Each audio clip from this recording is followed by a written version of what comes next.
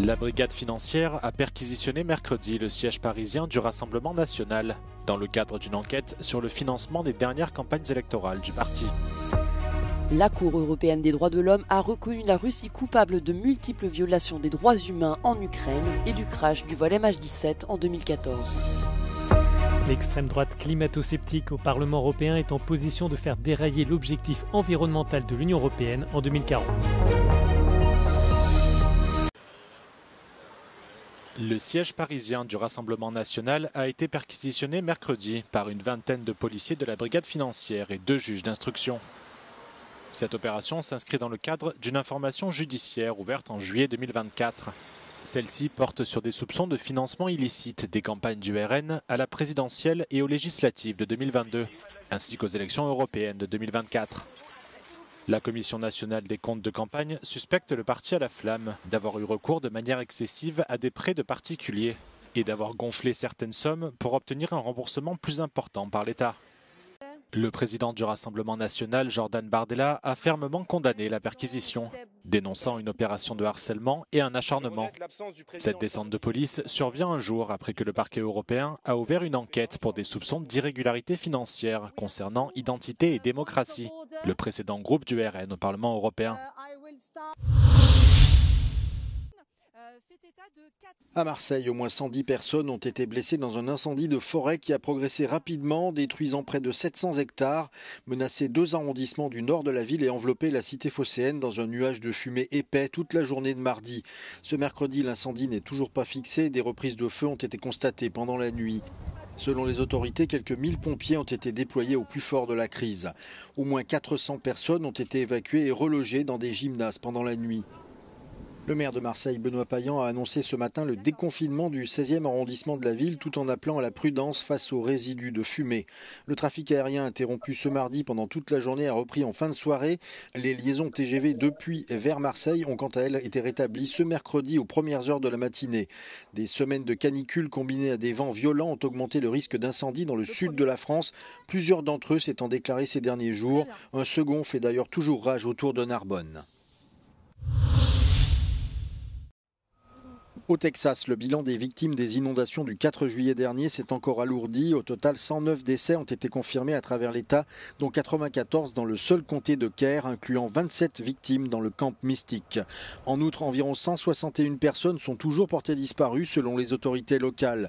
Ce chiffre a triplé après l'ouverture d'une ligne téléphonique d'urgence pour permettre aux familles de signaler la disparition de leurs proches.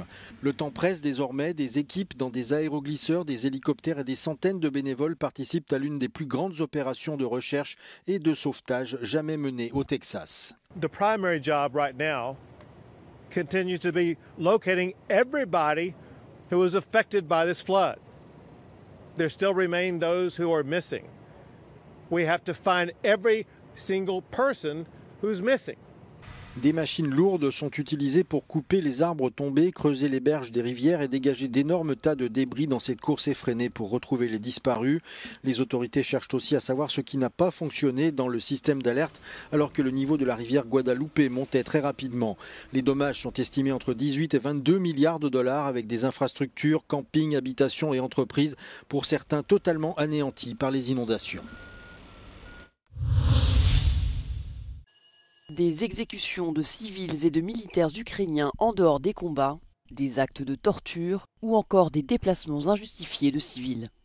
La Cour européenne des droits de l'homme a reconnu la Russie coupable de multiples violations des droits humains commises en Ukraine depuis 2014. L'affaire a été portée devant la haute juridiction par Kiev qui a déposé 3 plaintes contre Moscou. Le ministre ukrainien de la Justice a salué une décision historique. La Cour de justice a également condamné la Russie pour la destruction du vol MH17 de la Malaysia Airlines en 2014, à la suite d'une autre plainte déposée par les Pays-Bas. Le vol, parti d'Amsterdam vers Kuala Lumpur, avait été abattu par un missile alors qu'il survolait le Donbass, faisant 298 victimes, dont 196 néerlandais. Ces condamnations non contraignantes sont largement symboliques, la Russie considérant les décisions de la Cour européenne des droits de l'homme comme nulles et non avenues. La Russie a tiré plus de 700 drones et missiles contre l'Ukraine dans la nuit de mardi à mercredi, la plus grande offensive depuis qu'elle a lancé son invasion du pays il y a 3 ans. L'Ukraine affirme que le Kremlin a tiré exactement 728 projectiles visant principalement la ville occidentale de Loutsk. Les tirs comprenaient des drones de type Shahed ainsi que des missiles de croisière et balistiques. Les forces aériennes ukrainiennes affirment avoir abattu près de 300 drones et avoir pu en intercepter plus de 400 autres à l'aide de brouilleurs électroniques. Les missiles balistiques ont, eux, réussi à atteindre leur cible. Le président ukrainien Volodymyr Zelensky estime que les attaques de Moscou mettent en évidence son manque de volonté de mettre fin à la guerre. Il a appelé ses alliés à accroître la pression sur la Russie pour la contraindre à la paix.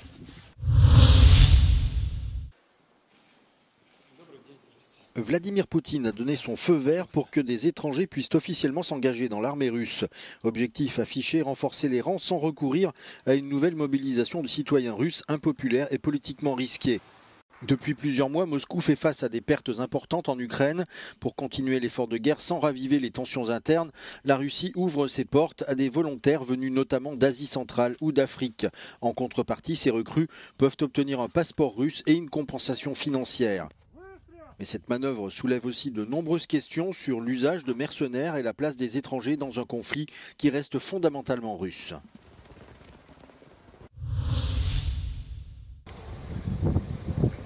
La Grèce s'inquiète de ce qu'elle qualifie de flux migratoires massifs, continus et croissants en provenance de Libye, notamment au sud du pays, en Crète. Alors que plus de 2000 personnes y ont été secourues ces derniers jours par l'agence européenne Frontex, 520 autres ont été prises en charge ce mardi par la police portuaire grecque. Le groupe avait été repéré au large de Gavdos, petite île au sud de la Crète, naviguant à bord d'un bateau de pêche par vent fort et mer agitée. L'opération de sauvetage a mobilisé un navire offshore, un cargo battant pavillon bahaméen, 2 avions ainsi que 4 autres embarcations de soutien. Les capacités d'accueil et d'hébergement de Gavdos étant déjà dépassées, les nouveaux arrivants ont directement été transférés à Lavrion, port situé près d'Athènes. Au cours des derniers mois, des discussions avaient été engagées en vue de la création de structures d'accueil temporaires sur l'île, mais elles n'ont pas abouti. Face à l'augmentation des traversées, les autorités locales ont appelé le gouvernement à prendre des mesures concrètes. Athènes a annoncé suspendre durant 3 mois l'examen des demandes d'asile de migrants arrivant en Grèce par la mer depuis l'Afrique du Nord. Lors du dernier sommet de l'Union européenne fin juin à Bruxelles, une mission avait été organisée pour se rendre en Libye et s'entretenir avec les autorités locales. La visite de la délégation européenne a cependant pris une tournure inattendue. Reçue à Tripoli par le gouvernement d'unité nationale reconnu par l'ONU, elle a été sommée de repartir immédiatement à son arrivée à Benghazi, où elle devait rencontrer le gouvernement de stabilité nationale.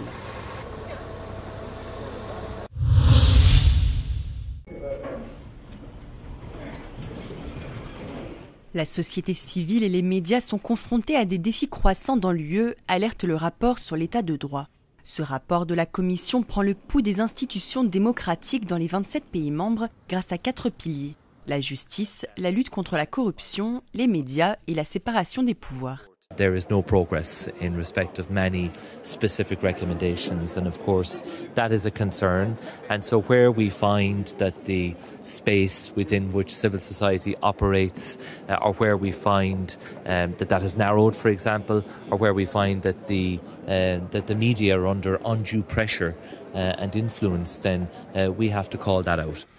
En Italie, une nouvelle loi sur la sécurité visant à combattre le terrorisme et le crime organisé pourrait avoir des répercussions pour la société civile et les libertés. Il y a aussi des inquiétudes pour les médias. So in the case of Italy, the important thing is to continue with the efforts to introduce the agreed reforms to the justice system. We have made recommendations having looked at the 4 key pillars in the rule of law area. So for example, in the media, having a system in place for the funding of public service media in Italy is a specific recommendation that we have made. En Grèce, en Pologne et en Hongrie, des préoccupations persistent sur l'indépendance et l'impartialité des autorités de régulation des médias. En Hongrie, des journalistes et des médias ont été accusés de servir des intérêts étrangers et ont fait l'objet d'enquêtes. The crackdown on civil society in Hungary was also underlined in the report. Commissioner McGrath mentioned a deteriorating environment and the legal uncertainty that organizations have to face in the country. Vincenzo Genovese, Euronews, Strasbourg. Vote is closed. C'est le coup de tonnerre de la plénière du Parlement européen. L'extrême droite climato-sceptique va mener les travaux de l'institution sur les objectifs climatiques de l'Union à l'horizon 2040. Le groupe des Patriotes pour l'Europe a obtenu le rôle de rapporteur du texte et compte bien remettre en cause l'ambition de réduction de 90% des émissions de gaz à effet de serre. Noi ci siamo presentati alle elezioni dicendo che volevamo cambiare il Green Deal e le politiche ambientali ideologiche portate avanti in questi anni e ora è il momento concreto per farlo. Le groupe, formé autour du Rassemblement national en France, du Fidesz du Premier ministre hongrois ou encore de la Ligue de l'Italien Matteo Salvini, demande l'abandon du pacte vert. Les élus écologistes du Parlement estiment que donner ce rôle à l'extrême droite menace la crédibilité de l'Union et ses engagements climatiques. Significa che molto probabilmente non avremo una legge sul clima e anche dei target da poter portare alla COP di Belém e che saremo molto deboli in sede di negoziazione. Non saremo i leader di questa COP, non decideremo l'ambizione climatica in questa conferenza delle parti e tutto questo purtroppo è proprio per colpa del Partito Popolare. Il Partito Popolare che ieri ha fatto sì che l'estrema destra prendesse la leadership, la relazione sulla legge del climat. Si le groupe des Patriotes disposera d'une influence certaine sur les discussions, il ne pourra pas empêcher les autres formations de s'entendre sur le texte final. Toutefois, le rapporteur pourra ralentir les négociations.